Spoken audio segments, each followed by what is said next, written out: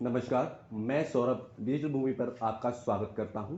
आज हमारे साथ मौजूद है उत्तर प्रदेश से सुप्रसिद्ध ज्योतिषाचार्य पवन तिवारी जी। ये उत्तर प्रदेश के साथ साथ और भी कई प्रांतों में अखबारों, मीडिया व सोशल मीडिया पर एक्टिव रहते हैं तथा उसके साथ साथ बहुत से सोशल वर्क भी करते हैं।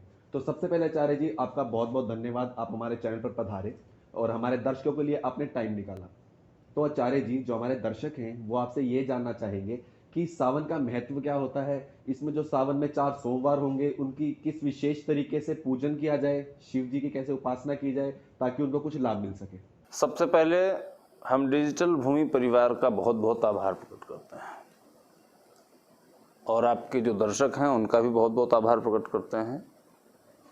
और आपने प्रश्न किया है सावन का ये जो पवित्र महीना है भगवान शिव का, इस पवित्र माह में भगवान शिव की उपासना अर्चना से क्या लाभ प्राप्त होगा।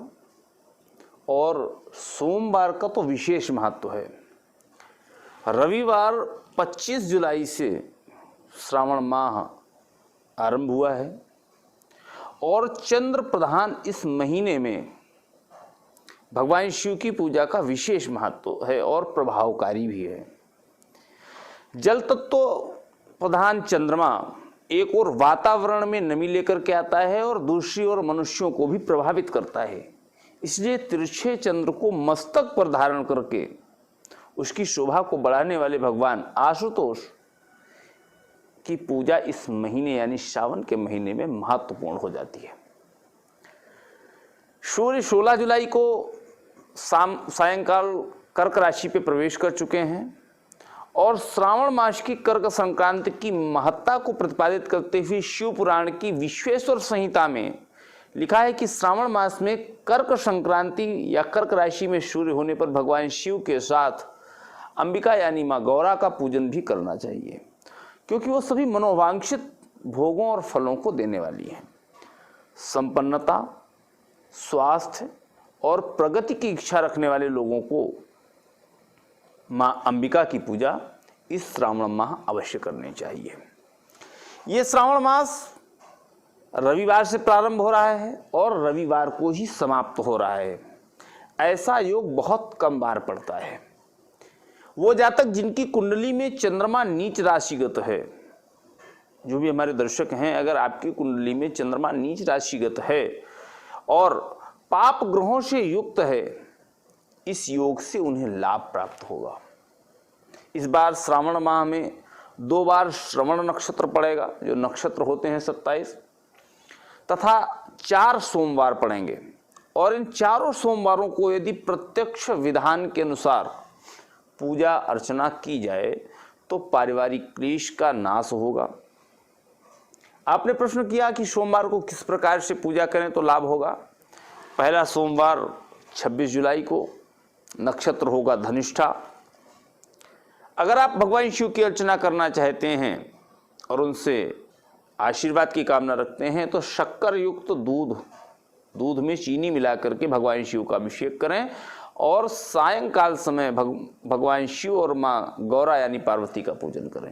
ये पहले सोमवार यानी 26 जुलाई को कर सकते हैं। दूसरा सोमवार है 2 अगस्त को। इस पे कृतिका नक्षत्र होगा और दूसरे सोमवार पर आप भगवान शिव का अनार के रस से अभिषेक कर सकते हैं। तीसरा सोमवार है 9 अगस्त को, आश्लेषा नक्षत्र पे।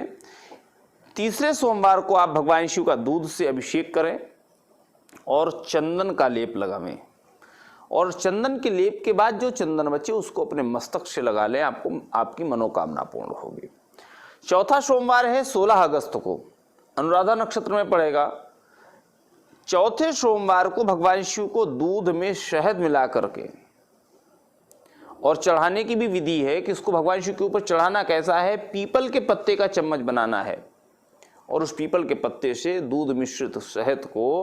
शहद मिश्रित दूध को भगवान शिव पर अर्पित करना है, यानी अभिषेक करना है। तो यह रही चारों सोमवारों की बात। इन 4 सोमवारों में इस तरीके से हमारे दर्शक पूजन करें। क्यों? क्योंकि शिव सत्य है, समर्पण है, त्याग है और परिभाषित होने से परे है। शास्त्रों में कहा गया है कि आत्मा त्वं गिरजा मति सहचरा प्राण शरीरम ग्रहम जिस तरह सत्य और शक्ति एक दूसरे के बिना अधूरे हैं, जिस तरह आत्मा और मन के बिना ये शरीर जागृत नहीं हो सकता, उसी तरह शिव और पार्वती एक दूसरे के बिना, यानी शिव और पार्वती की एक दूसरे के बिना कल्पना भी नहीं की जा सकती। श्रावण का महीना एक ऐसा पवित्र महीना है, एक ऐसा पवित्र अवसर है जब मनुष्य अपने में अंतर्निहित सत्य स्वरूप शिव और ऊर्जा के रूप में विद्यमान शक्ति को एकीकार कर सकता है, अपने में समाहित कर सकता है। और श्रवण नक्षत्र से नाम प्राप्त श्रावण माह में शिव पूजा करने से समस्त रोगों, विकारों और क्लेशों यानी कष्टों का नाश होता है।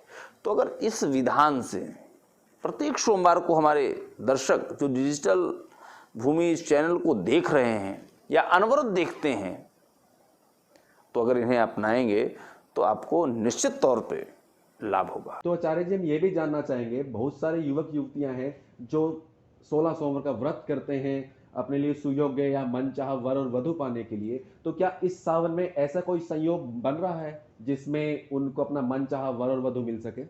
देखिए, मनचाहा वर और वधु प्राप्त करने के लिए भगवान शिव और माँ अंबिका यानी माँ गौरा की पूजा अर्चना करनी चाहिए। इससे मनचाहा वर तो उन्हें प्राप्त होगा। लेकिन ऐसे बहुत सारे बच्चे हैं और ऐसे बहुत सारे गार्जियंस भी हैं जो अपने बच्चों के विवाह को लेकर के परेशान रहते हैं। विवाह में विलंब हो रहा है और वो इस बात को लेकर के चिंतित रहते हैं, परेशान होते हैं। तो ऐसे जो लोग हैं, अगर आपके घर कन्या है और कन्या का विवाह नहीं हो रहा है और उसमें विलंब आ रहा है, सुयोग्य वर नहीं मिल रहा है, तो ऐसी कन्याएं इस श्रावण माह भगवान शिव की अभ्यर्चना करें और मंगला गौरी का पूजन करें।